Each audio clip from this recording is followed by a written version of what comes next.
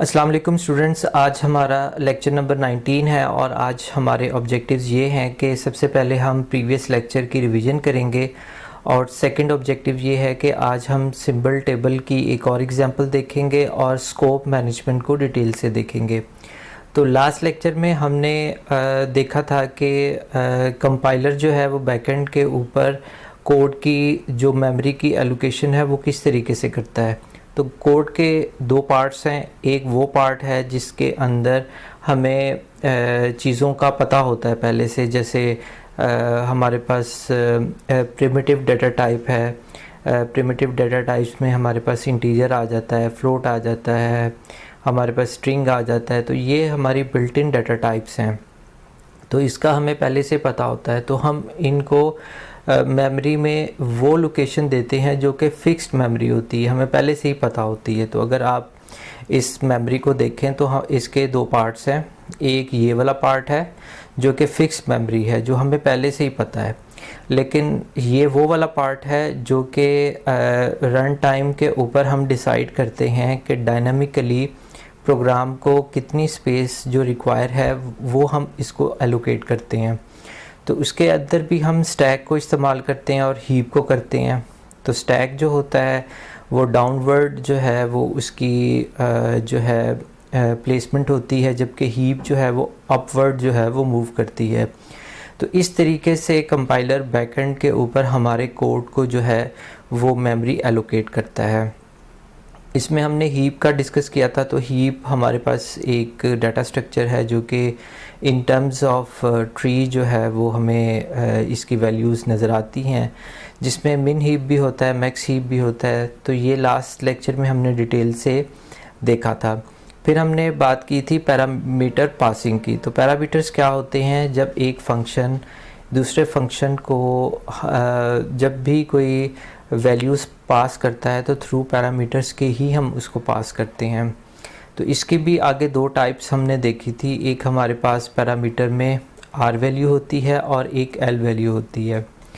Are value जो होती है, जो हमारे पास असाइनमेंट ऑपरेटर है उसकी राइट साइड पे जो हमारी रियल वैल्यू होती है, एक्चुअल वैल्यू होती है, वो हम इसको आर वैल्यूज़ कहलाते हैं। जैसे ये हमारे पास असाइनमेंट ऑपरेटर है, उसकी राइट साइड पे ये जो वैल्यू है वो आर वैल्यू कहलाएगी। और अगर हम इस असाइनमेंट ऑपरेटर की लेफ़्ट साइड पे देखें तो ये जो वैल्यू हमारी जो है वो एल वैल्यू कहलाएगी। तो एल वैल्यू इनफैक्ट हमारा जो वेरिएबल है, तो वेरिएबल भी किसी ना किसी मेमोरी की लोकेशन के ऊपर जो है वो सेव हुआ होता है, तो उसको हम एल वैल्यू कहते हैं। इसके अलावा हमने डिस्कस किया था कि अगर हम जो है बीइंग अ प्रोग्रामर, अगर हम टाइप करते हुए मिस्टेक कर दें, जैसे 7 है, 7 ये एक हमारी रियल वैल्यू है जो कि राइट साइड पे आनी चाहिए थी, लेकिन ये लेफ़्ट साइड पे प्लेस है। तो फिर क्या होगा? फिर जो है वो एल वैल्यू एरर का जो है वो कंपाइलर जो है वो एरर जनरेट करेगा। फिर हमने सिंबल टेबल की बात की थी कि हमारे पास जितने भी जो है कोड के अंदर हम इस्तेमाल कर रहे होते हैं, जैसे हम फंक्शंस को इस्तेमाल करते हैं, वेरिएबल को इस्तेमाल करते हैं, फिर आगे ग्लोबल वेरिएबल होता है, लोकल वेरिएबल हम डिक्लेयर करते हैं, तो उसका एक पूरा एक टेबल बनता है। तो उस टेबल को हमने लास्ट टाइम देखा था, लेकिन इस लेक्चर में इसको हम फर्दर एक्सप्लोर करेंगे। तो सिंबल टेबल में हमने जो लास्ट एग्जांपल ली थी उसी को हम आगे प्रोसीड करते हैं। तो ये हमारे पास एक जो है हमारे पास एक प्रोग्रामिंग का सिंटेक्स है। तो ये पूरा प्रोग्राम तो नहीं बना हुआ, एक प्रोग्राम का एक स्मॉल पार्ट है। हम प्रोग्राम का स्मॉल पार्ट क्यों लेते हैं? ताकि एक स्मॉल पार्ट को समझना आसान हो जाए। तो अगर हम एक पार्ट को अच्छे तरीके से कर लेते हैं तो फिर बाकी पार्ट्स को हम मिला के एक कंप्लीट सिंबल टेबल जो है वो बना सकते हैं। जैसे हमारे पास एक फंक्शन है इंट, उसकी रिटर्न टाइप है, फंक्शन का नाम है ऐड, और उसके अंदर जो है एक वेरिएबल हमने डिक्लेयर किया है ए, और उसकी डाटा टाइप क्या है? वो इंटीजर है। फिर एक और हमने वेरिएबल डिक्लेयर किया है b और उसकी डाटा टाइप है इंटीजर। तो ये हमने एक फंक्शन डिक्लेयर किया और फंक्शन की बॉडी के अंदर हमने जो है वो एक और फंक्शन डिक्लेयर किया है सम के नाम से। तो इसकी रिटर्न टाइप क्या है, इंटीजर है, और ये इसके अंदर हमने कौन सी वैल्यू रखवाई है, वो 0 वैल्यू है। तो सम के अंदर इस वक्त क्या पड़ा हुआ है, a प्लस बी पड़ा हुआ है। तो a हमारे पास क्या है, ये इंटीजर a है। तो ये इनफैक्ट हमारे पास एक फंक्शन है और उस फंक्शन के अंदर जो भी हम वैल्यूज़ देंगे, तो फॉर एग्ज़ाम्पल अगर a की वैल्यू 10 देते हैं तो ये 10 इंटीजर टाइप का होगा और वो यहाँ पर रिप्रेजेंट होगा। और अगर हम यहाँ पर b की वैल्यू 20 रखते हैं तो वो 20 वैल्यू यहाँ पर आ जाएगी। तो अगर हम सम को देखें तो इन दोनों को 10 प्लस 20 को मिला के हमारे पास 30 जो है वो सम आ जाएगा। तो इसको हम किस तरीके से मैप करेंगे, हमारी जो सिंबल टेबल होगा सबसे पहले नेम आ जाएगा। तो ये कौन सा नेम है, इनफैक्ट ये हमारे सिंबल का नेम है। तो सिंबल क्या होते हैं, जैसे हमारे पास ये फंक्शन का नाम है तो ये भी एक सिंबल है, हमारे पास वेरिएबल का नाम है तो ये भी एक सिंबल है, और b ये भी एक सिंबल है, सम ये भी एक सिंबल है। तो जिस तरतीब से, जिस सीक्वेंस से, जिस हायरार्की से हमारे प्रोग्राम में ये लिखे जाते हैं, कोड किए जाते हैं, उसी सीक्वेंस में हमारा ये जो टेबल है, सिंबल टेबल, उसी तरीके से प्रेजेंट होता है। तो अगर हम यहाँ पर देखें तो सबसे पहले हमारे पास सिंबल का नेम आ जाता है। तो सिंबल हमारे पास इस वक्त क्या है, वो ऐड है।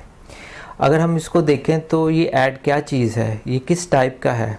तो अगर हम ऐड को देखें तो ये तो एक फंक्शन है, तो ये फिर हम क्या, ये यहाँ पर क्या लिखेंगे, फंक्शन लिखेंगे। और अब यहाँ पर देखेंगे स्कोप। स्कोप क्या होता है, वो लास्ट टाइम भी मैंने अपनी प्रोग्रामिंग की मदद से, डिफरेंट छोटे से प्रोग्राम्स की मदद से मैंने आपको एक्सप्लेन किया था कि जो भी वेरिएबल्स जो है वो किसी फंक्शन से पहले डिक्लेयर हुए हों, वो ग्लोबल वेरिएबल्स कहलाते हैं। अगर हम यहाँ पर देखें, इस फंक्शन की ये बॉडी है, यहाँ से स्टार्ट होती है, यहाँ पर क्लोज़ होती है। तो अगर हम एक वेरिएबल को इस बॉडी से पहले या बाहर जो है वो हम डिक्लेयर करते हैं तो वो ग्लोबल वेरिएबल कहलाते हैं। लेकिन ऐसे वेरिएबल जो कि इस बॉडी के अंदर ही डिफ़ाइन होते हैं तो वो लोकल वेरिएबल कहलाते हैं। तो लोकल वेरिएबल का जो स्कोप होता है वो यहाँ से स्टार्ट होकर यहाँ पर ख़त्म हो जाता है। यानी कि अगर ये तो a और b दोनों ग्लोबल वेरिएबल इस वक्त डिक्लेयर किए हुए हैं तो ये दोनों अंदर जो है वो एक्सेसिबल है। लेकिन अगर यहाँ पर एक और वेरिएबल होता है c के नाम से, तो वो अंदर तो एक्सेसिबल होना था, लेकिन इस फंक्शन से बाहर किसी और फंक्शन में या किसी और क्लास या ऑब्जेक्ट्स में अगर हम उसको इस्तेमाल करते तो वो एक्सेसिबल नहीं होना था। क्यों नहीं होना था, क्योंकि उसका जो स्कोप था वो जो है वो लोकल स्कोप था। तो इसी तरीके से हमारे पास सबसे पहले सिंबल आ जाता है ऐड। तो सिंबल का नाम के अंदर हमने लिखा ऐड। ये किस टाइप का है, ये तो एक फंक्शन है, तो फंक्शन हमने लिख दिया। इसका स्कोप क्या है, इसका स्कोप ग्लोबल है, क्योंकि ये जो है वो ग्लोबली जो है वो डिक्लेयर हुआ है। फिर हमारे पास आ जाता है ये वेरिएबल a, यानी कि सबसे पहले हमारे पास ये फंक्शन डिफ़ाइन हुआ, फिर ये वेरिएबल a आ गया। तो अगर हम देखें तो सिंबल का नाम क्या है, a, और उसकी टाइप क्या है, अगर हम यहाँ पर देखें तो इंटीजर, तो ये हमने इंटीजर लिख दिया। और यहाँ पर स्कोप है या उसकी डिस्क्रिप्शन है, तो ये इंट a है क्या, ये इनफैक्ट फंक्शन का पैरामीटर है। तो यहाँ पर देखें ये फंक्शन का पैरामीटर है। इसी तरीके से अगर हम देखें तो हमारे पास एक और वेरिएबल b आ जाता है, तो ये सिंबल का नाम है b, तो ये b हमने यहाँ पर लिख दिया। ये इसकी रिटर्न टाइप क्या है, इंटीजर है, तो ये इंटीजर मैंने लिख दिया। तो ये क्या है, ये फंक्शन का पैरामीटर है। जैसे फंक्शन का पैरामीटर a था, इसी तरीके से फंक्शन का पैरामीटर b है। इसी तरीके से हमारे पास एक और सिंबल आ गया सम का। तो ये जो सम है, सिंबल का नाम आ गया सम, और इसकी रिटर्न टाइप क्या है, ये इंटीजर है, तो ये टाइप के अंदर आ गया इंटीजर। फिर इसका स्कोप क्या है, इसका लोकल स्कोप है। तो कैसे पता लगा हमें? लोकल स्कोप इसलिए है कि ये विद इन द ब्रैकेट जो है ये डिफ़ाइन हुआ है। अगर इस फंक्शन से बाहर डिफ़ाइन हुआ होता तो वो कहलाना था ग्लोबल स्कोप। अब चूँकि ये with in the function declare हुआ है तो इसको हम लोकल स्कोप के जो है कैटेगरी में हम ये फॉल करेंगे। तो इस तरीके से ये जो सिंबल टेबल है हम इस तरीके से बना सकते हैं। आपके फाइनल टर्म में भी एक क्वेश्चन शामिल होगा जिसमें आपको एक छोटा सा प्रोग्राम दिया होगा, तो आपने उसका सिंबल टेबल बनाना होगा। उसकी सारी चीज़ें सीक्वेंस वाइज आपने बनानी होंगी। तो इस एग्जांपल की मदद से आपकी काफ़ी अंडरस्टैंडिंग हो जाएगी कि आपने सिंबल टेबल को किस तरीके से बनाना है। नेक्स्ट में है जी implementation. If a compiler is to handle a small amount of data, then the symbol table can be implemented as an unordered list which is easy to code, but it is only suitable for the small tables only. अगर compiler ने एक comparatively थोड़े डाटे को अगर handle करना है तो जो सिंबल टेबल है तो उसको हम किस तरीके से इम्प्लीमेंट कर सकते हैं? अनऑर्डर्ड लिस्ट के थ्रू कर सकते हैं।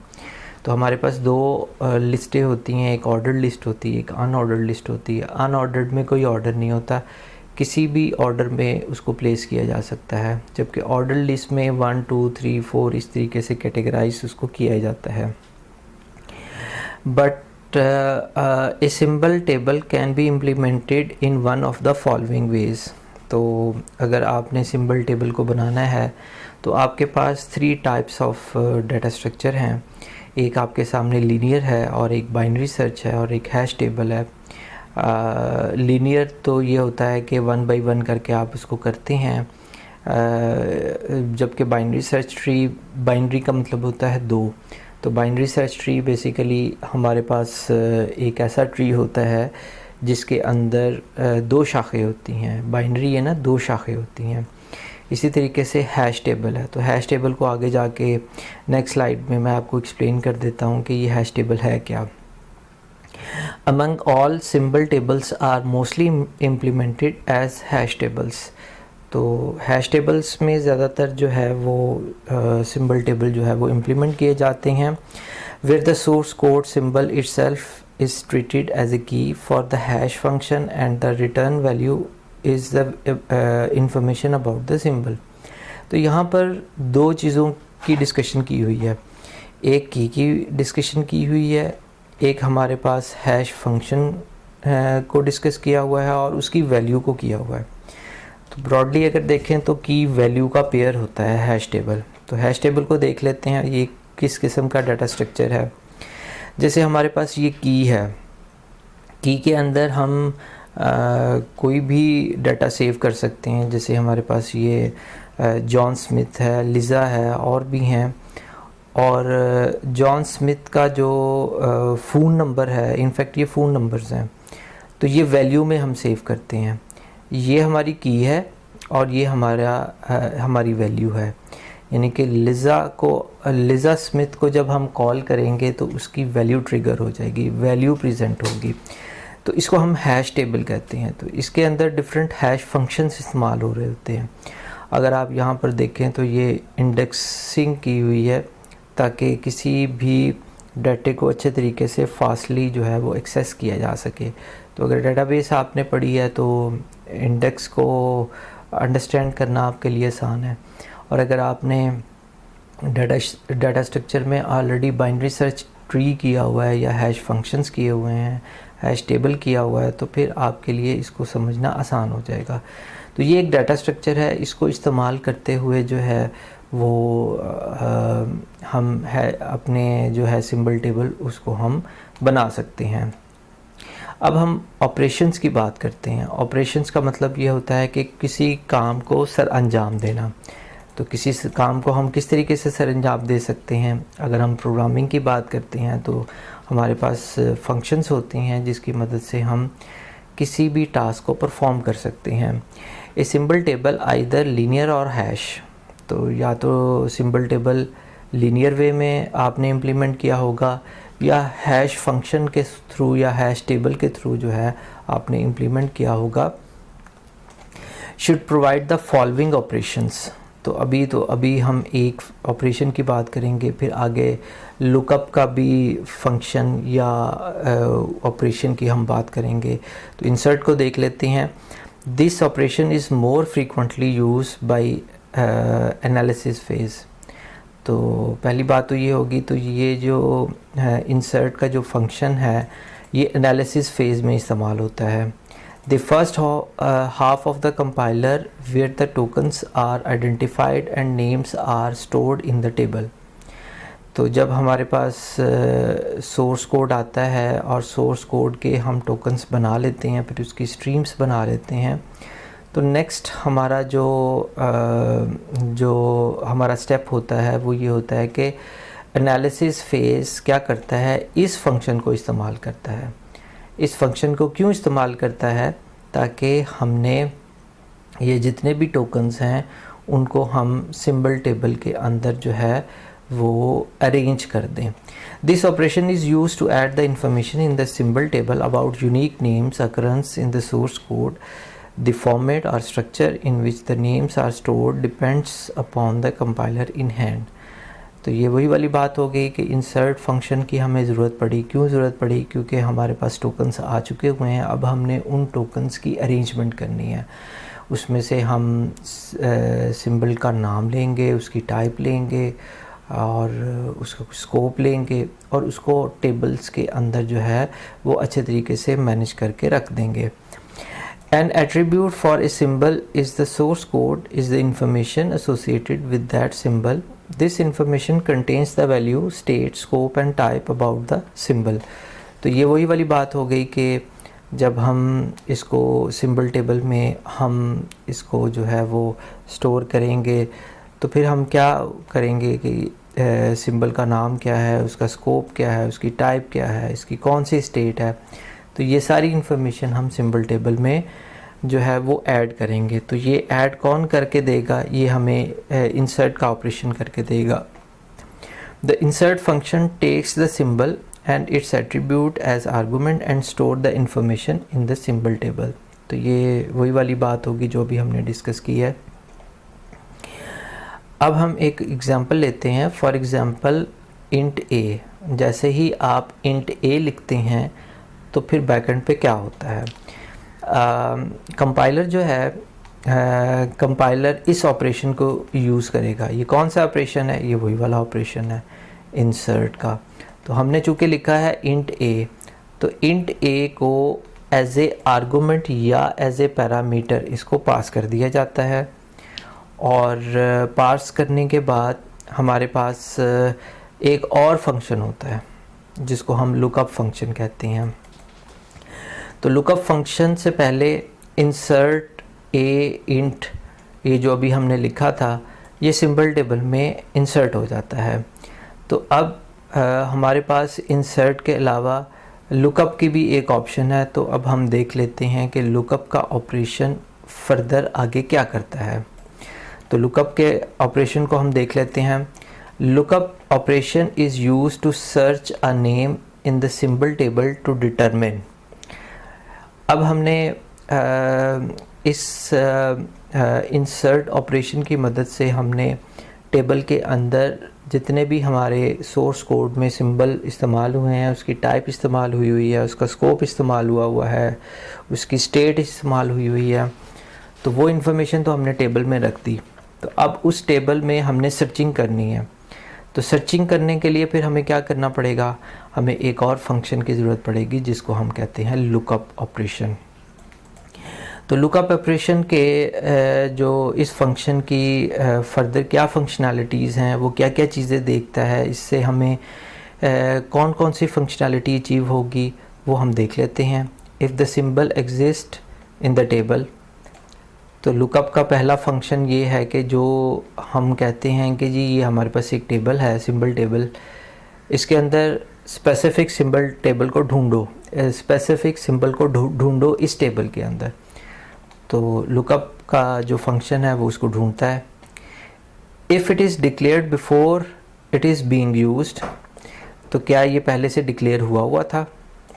If the name is used in the scope, तो अब स्कोप को आइडेंटिफाई करना ये लोकल स्कोप है या ग्लोबल स्कोप है, तो ये फिर किसकी जिम्मेदारी बन गई, ये लुकअप फंक्शन की बन गई। If the symbol is initialised, initialised का मतलब है कि आपने किसी वैल्यू को स्टार्ट करना है। जैसे ये अभी मैं आपको एग्जांपल दे देता हूँ, इनिशलाइजेशन किसको कहते हैं। जैसे ये हमारे पास सम है, सम का फंक्शन हमने कहाँ से इनिशलाइज करवाया है, हमने 0 से इनिशलाइज करवाया है, तो इसको हम इनिशलाइजेशन कहते हैं। The function if the symbol declare multiple times, कि ये तो नहीं है कि सिंबल एक से ज़्यादा जो है मल्टीपल टाइम भी तो जो है वो इस्तेमाल हो सकता है, डिक्लेयर हो सकता है। जैसे हमारे पास ये एक छोटी सी एग्जांपल अभी हमने देखी थी, यहाँ पर हमने इंट ए किया है, तो इंट ए प्रोग्राम में हम किसी और जगह भी डिक्लेयर कर सकते हैं मिस्टेकली, यानी कि हमारी हमसे मिस्टेक आ सकती है। तो इस मिस्टेक को काउंटर करने के लिए फिर कौन सा फंक्शन इस्तेमाल होगा, लुकअप का function. The format of the lookup function varies according to the programming languages. तो इसके अंदर जो हम पैरामीटर पास करते हैं उसका एक फॉर्मेट है, वो डिपेंड करता है आपकी लैंग्वेज के ऊपर कि आप कौन सी लैंग्वेज इस्तेमाल कर रहे हैं। जावा इस्तेमाल कर रहे हैं, C++ कर रहे हैं, C# कर रहे हैं, कौन सी लैंग्वेज आप इस्तेमाल कर रहे हैं, तो ये डिपेंड करेगा लैंग्वेज के ऊपर। The basic format should match the following. ये किस तरीके से हम अमूमन करते हैं, this method returns 0 if the symbol does not exist. यानी कि हमने इसको फंक्शन को कहा कि जी आपने सिंबल टेबल में जाना है और ऐड के सिंबल को सर्च करना है, तो फिर क्या करेंगे, ये फंक्शन सिंबल टेबल में जाएगा और ऐड के फंक्शन को ढूंढेगा, और अगर उसको नहीं मिलता तो फिर क्या करेगा, वो 0 रिटर्न कर देगा। If the symbol exist in the symbol table it returns it's attribute stored in the table. तो अगर तो उसको ऐड का फंक्शन या सम का फंक्शन, जो भी हमने फंक्शन ढूंढना है, अगर उसको मिल जाता है तो फिर क्या करेगा, वो उसके एट्रीब्यूट्स को रिटर्न कर देगा। एट्रीब्यूट्स क्या होते हैं, एट्रीब्यूट्स उसकी एक्स्ट्रा क्वालिटीज़ होती हैं, उसकी वैल्यूज़ होती हैं, उसको वो रिटर्न कर देगा। अब हम आते हैं स्कोप मैनेजमेंट के ऊपर। A compiler maintains 2 types of symbol table. तो कंपाइलर जो है वो फिर 2 टाइप के सिंबल टेबल इस्तेमाल करेगा, एक ग्लोबल टाइप का होगा और एक हमारे पास लोकल टाइप का होगा। तो global symbol table which can be access by all the procedures and scope symbol tables that are created for each scope in the program. तो ग्लोबल सिंबल टेबल को तमाम प्रोसीजर्स जो है वो उसको एक्सेस कर सकते हैं। तो प्रोसीजर हमने कहा कि जो है लास्ट लेक्चर में हमने डिस्कस किया था, प्रोसीजर हमारा एक ऐसा फंक्शन होता है जिसमें डिफरेंट लाइंस होती हैं, उस फंक्शन से हमने कोई ना कोई जो है वो फंक्शनैलिटी को अचीव करना होता है, इसको हम प्रोसीजर कहते हैं। To determine the scope of a name symbol tables are arrange in hierarchy structure as shown in figure. तो अगर हम यहाँ पर देखें तो ये हमारे पास है जी एक स्कोप मैनेजमेंट का ये एक टेबल है। तो इसके अंदर हम देख सकते हैं कि स्कोप भी डिफ़ाइन हुआ है कि जी ये ग्लोबल स्कोप का है और ये इनर स्कोप है। इनर स्कोप का मतलब ये होता है कि इंटरनल स्कोप है, या इसको लोकल स्कोप भी कह सकते हैं। उसको समझने के लिए आपके सामने ये एक छोटा सा प्रोग्राम है। तो इस प्रोग्राम में मैंने जो एरिया येलो किया हुआ है, तो इस येलो एरिया को हम इनर स्कोप कहते हैं। तो ये जो इनर स्कोप है इसको हम सिंबल टेबल में अलहदा से रखते हैं, और ये ग्लोबल स्कोप के हैं। तो ग्लोबल स्कोप के जो हमारे सिंबल्स होंगे, सिंबल कौन कौन सा है, जैसे वैल्यू एक सिंबल है, इंट हमारे पास 1_1 ये भी एक हमारे पास सिंबल है, 1_2 ये भी हमारे पास एक सिंबल है, pro_1 एक फंक्शन है, ये भी एक सिंबल है। तो इस सिंबल के साथ फिर हम क्या लिखेंगे, ग्लोबल स्कोप लिखेंगे। लेकिन जब हम लिखेंगे 1_3 तो इसके साथ स्कोप कौन सा लिखेंगे, हम लिखेंगे इनर स्कोप। तो इस तरीके से हम अपने इस टेबल को जो है वो करेंगे। अब हम यहाँ पर देख लें pro1 जो है, pro_1 जो है, ये एक हमारे पास फंक्शन है और इसका स्कोप कौन सा है, ये ग्लोबल है। तो अगर आप यहाँ पर देखें pro1 है और हमारे पास इसका स्कोप ग्लोबल है। इसी तरीके से ये हमारे इनर स्कोप के हैं, तो जहाँ पर इनर स्कोप होगा तो ये हम देखेंगे यहाँ पर इनर लिखेंगे। तो इस तरीके से जो है वो हम स्कोप मैनेजमेंट करते हैं।